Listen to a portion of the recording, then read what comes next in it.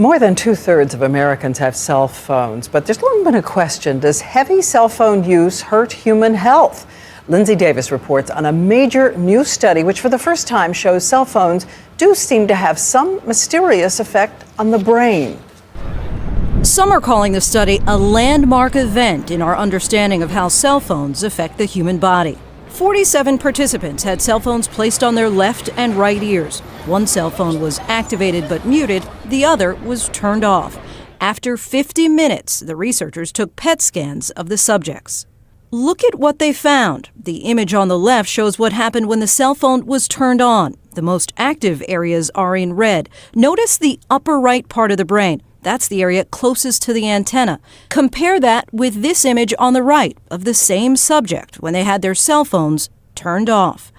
The researchers were hoping to determine if the radiation from the cell phones had any physiological impact at all. I confess that after the findings, I changed my behavior. So now I use it on a speakerphone. I just put a wire on my earphones. For years, studies have tried to link cell phones and cancer, but they've been inconclusive.